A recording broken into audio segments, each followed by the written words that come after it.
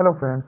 आज हम बात करने वाले हैं एग्जाम में तुक्का लगाने के 4 तरीके जो आपको दिला सकते हैं 50 के 50 ऑब्जेक्टिव सही। तो हाँ दोस्तों, आज कुछ ऐसा ही हम बताने वाले हैं स्क्रीन पर, जिसमें 4 टिप्स दिया गया है और जो कि आपके लिए बहुत ही मददगार साबित होगा। अगर आप एग्जाम देते हैं, अगर कोई ऑब्जेक्टिव नहीं बनता है, तो आप ये टिप्स और ट्रिक का मदद ले सकते हैं। तो चलिए, ये 4 टिप्स कौन कौन है इसके बारे में हम बता देते हैं। जैसा कि हमारा पहला टिप्स है, जिसने कभी नहीं पढ़ाई किया है उसके लिए यह टिप्स है। और दूसरा टिप्स है जिसने थोड़ा बहुत पढ़ाई किया है, तो उसके लिए दूसरा टिप्स है। और तीसरा टिप्स है जिसने 50% पढ़ाई की है, तो यह तीसरा टिप्स उसके लिए है, जो कि काफ़ी मददगार होगा। और चौथा टिप्स है जिसने 75% तैयारी किया है, तो इसके लिए चौथा टिप्स है। तो चलिए, इन चारों टिप्स को वीडियो में बारी बारी से बात करेंगे। लेकिन दोस्तों, अगर आप हमारे चैनल पर नए हैं तो हमारे चैनल को सब्सक्राइब कर ले और बेल आइकन को दबा दे, क्योंकि हम इस पर स्टूडेंट से रिलेटेड टिप्स और ट्रिक्स लाते रहते हैं। तो कृपया आप उस वीडियो को मिस नहीं कीजिएगा और देखिएगा और कुछ ना कुछ सीखते रहिएगा। तो चलिए वीडियो की ओर। तो देखिए, ये बिहार बोर्ड का क्वेश्चन है और हम बिहार बोर्ड का क्वेश्चन लेकर बता रहे हैं। तो आप यह किसी भी बोर्ड पर अप्लाई कर सकते हैं या कंपटीशन पर भी ये ट्रिक और टिप्स अप्लाई कर सकते हैं। फिलहाल हमारे पास बिहार बोर्ड का एक मॉडल सेट है, तो उस पर हम बताते हैं। तो देखिए, जैसे कि बिहार बोर्ड में 100 क्वेश्चन पूछा जाता है, हम स्क्रॉल करके दिखा देते हैं। ये 1 से शुरू होता है और 100 तक पूछा जाता है। 100 तक जो पूछा जाता है, तो उसमें से हमें 50 क्वेश्चन का जवाब देना रहता है। जैसा कि आप देख सकते हैं, यहाँ पर 50 क्वेश्चन है, तो उसका उतना जवाब देना रहता है और टोटल 100 क्वेश्चन पूछा जाता है। जैसे कि हम स्क्रॉल करके बता देते हैं। जैसे कि आप देख सकते हैं, यहाँ पर टोटल 100 क्वेश्चन है। ये टोटल 100 क्वेश्चन है। तो इसको हम क्या करेंगे, इसमें ट्रिक का अप्लाई कैसे करेंगे, तो चलिए हम बताते हैं।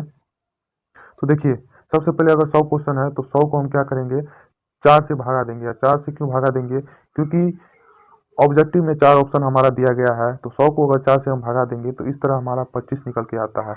तो आप यह मानकर चलिए, 100 में से 25 क्वेश्चन ऐसा है जिसका आंसर ए हो सकता है, या बी हो सकता है, या सी हो सकता है, या डी हो सकता है। आता है कि ए होगा कि बी होगा कि सी होगा कि डी होगा, ये हम कैसे पता करेंगे।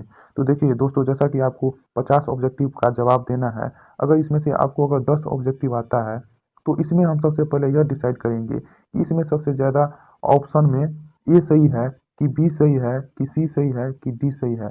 सपोज दैट आपको ऑप्शन में ए 10 में से 6 सही है, तो दोस्तों 10 में से 6 सही है, और बी 10 में से 1 सही है, सी 10 में से 2 सही है, और डी जो है 10 में से 3 सही है। तो इस तरह इसका रेंज है। तो ए सबसे ज़्यादा सही है। तो हम दोस्तों क्या करेंगे, 25 जो हमारा ए वाला ऑब्जेक्टिव सही होगा, तो 10 तो ये ऑब्जेक्टिव हमारा बना हुआ है, और ये 25 जो ए वाला ऑब्जेक्टिव है, तो 25 हम शुरू के 25 क्वेश्चन में ए भरेंगे। इस तरह हम 25 ऑब्जेक्टिव में ए का आंसर देंगे। तो हमारा इस तरह 25 प्लस 10 टोटल कितना ऑब्जेक्टिव बन जाता है, 35 ऑब्जेक्टिव बन जाता है। और यह जो 25 है, तो 35 ऑब्जेक्टिव में से आपका 35 का 35 सही होगा, और बाकी यहाँ रह गया, मतलब 15, 50 में से 15 ऑब्जेक्टिव रह गया। तो इसको हम कैसे जवाब देंगे, तो देखिए, इसका भी एक सोल्यूशन है। तो आपने ए चूज कर लिया, तो आप अगर 35 ऑब्जेक्टिव बनाए हुए हैं, तो अब 35 में से डिसाइड करना है सबसे ज़्यादा किसमें ए सही है, या बी सही है, या सी सही है, या डी सही है। अगर सपोज दैट 35 में से बी वाला जो ऑप्शन है वो सबसे ज़्यादा सही है, तो हम 15 को जो क्वेश्चन है उसमें से हम बी वाला ऑप्शन को भरेंगे 15 में, और ये जो 15 क्वेश्चन का आंसर होगा यह 100% बी का सही होगा। इस तरह हमारा 15 प्लस 35 टोटल हमारा 50 ऑब्जेक्टिव मतलब आराम से बन जाता है। और यह उस स्टूडेंट के लिए है जिसने काफ़ी कम मेहनत की है, जिसे केवल 10 ऑब्जेक्टिव से 50 ऑब्जेक्टिव बनाना है। तो ये हमारा पहला टिप्स था, और इसको हम लाइव प्रूफ भी बताएंगे, जो कि हम अंत में बताने वाले हैं। और क्योंकि देखिए, हम बताते हैं, अब इस पर विश्वास कैसे करना है, तो इसको तो हमें बताना फर्ज है। तो हम इसको अंत में बताएंगे। और साथ ही साथ अगर आप इस टिप्स का अगर उपयोग करना चाहते हैं एग्जाम में, तो 1 से 2 बार आप प्रैक्टिस कर लीजिएगा घर पर।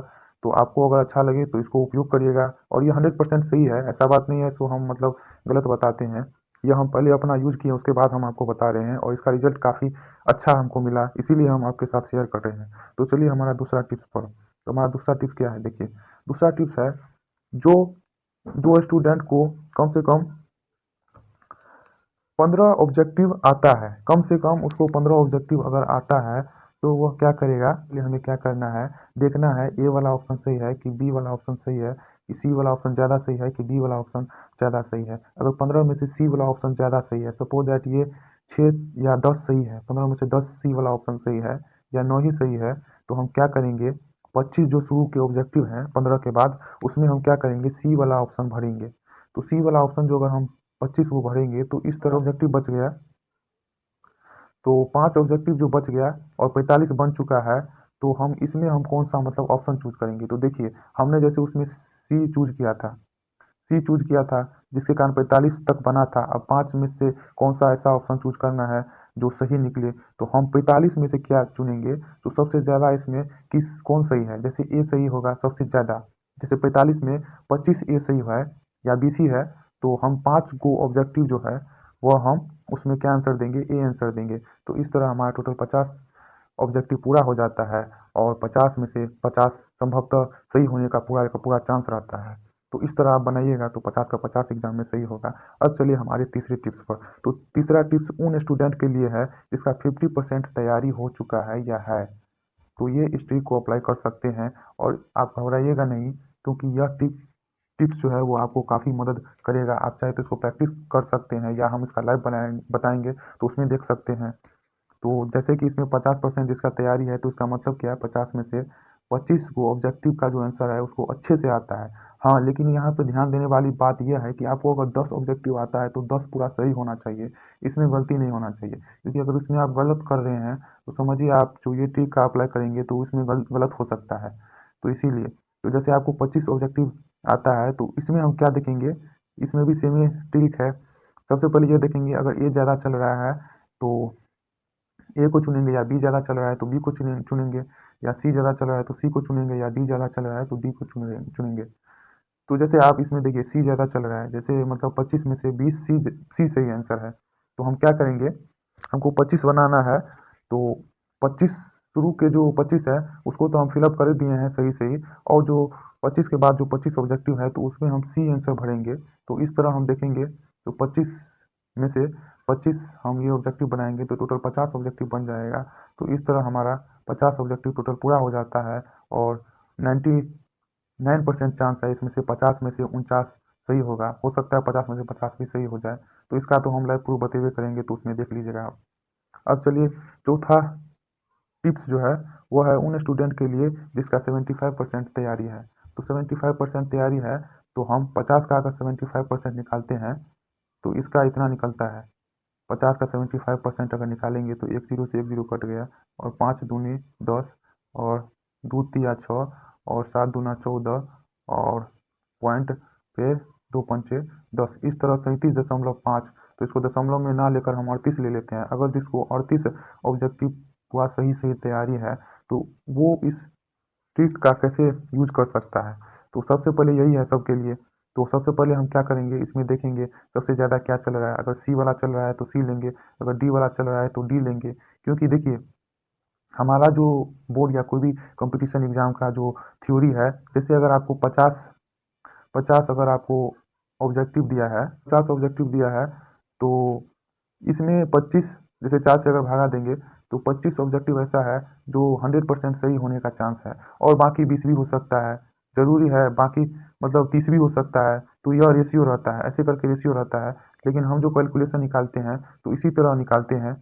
तो जैसा आपको 38 ऑब्जेक्टिव का तैयारी है, तो इसमें हम जैसे इसमें सपोज दैट बी ज़्यादा चल रहा है, तो बी ज़्यादा चल रहा है तो हम क्या करेंगे, 38 के बाद जितने भी ऑप्शन है हमारे 50 तक, उसमें क्या करेंगे, बी ऑप्शन में भरेंगे। क्योंकि बी सबसे ज़्यादा चल रहा है, अगर 38 में से बी कितना 20 सही है, तो समझिए इसमें से ज़्यादातर जो ऑब्जेक्टिव है वह बी ही सही होने वाला है। तो हम जो दूसरा चुनेंगे, मतलब 38 के बाद जो 13-12 ऐसे क्वेश्चन चुनेंगे जिसमें बी आंसर हम फिलअप करेंगे। तो इस तरह हमारा चारों टिप्स पूरा होता है। अब चलिए लाइव प्रूफ हम आपको दिखाते हैं। तो लाइव प्रूफ चलिए।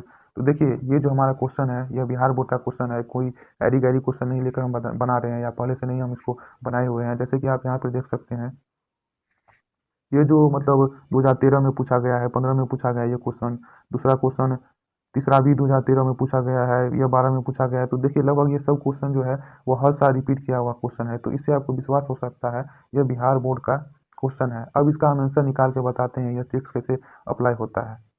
तो चलिए देखिए हम बताते हैं। जैसे देखिए इसका यहाँ पे आंसर दिया हुआ है, तो देखिए इसमें 47 आंसर दिया हुआ है टोटल।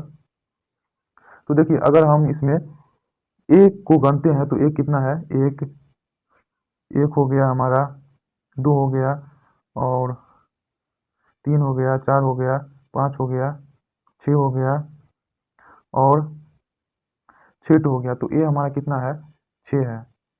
और चलिए इस तरह देखिए बी कितना है, एक दो तीन चार पाँच छः सात आठ नौ 10 11 12 13 13 14 15 16 17 18 19 20। देखिए यही मतलब गौर करने वाला है।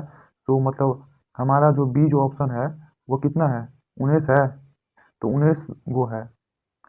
और ये इस तरह हम मतलब जैसे इसमें 19 बी है, तो अगर आप मतलब 10 ऑब्जेक्टिव में बी का ज़्यादातर पकड़ लेते हैं, अगर देखिए यहाँ तक आप बना लेते हैं, तो देखिए इसमें कितना बी आ जाता है, एक दो तीन चार पाँच छः। तो देखिए 10 में से 6 हम बोले थे ना, ये ट्रिक्स मतलब रियल है। तो 10 में से अगर 6 आपका बी आ गया, तो इस तरह आप दूसरे 25 जो मतलब क्वेश्चन है उसमें बी आंसर आसानी से भर सकते हैं, और आपको आसानी से मतलब सही होने का पूरा चांस रहेगा।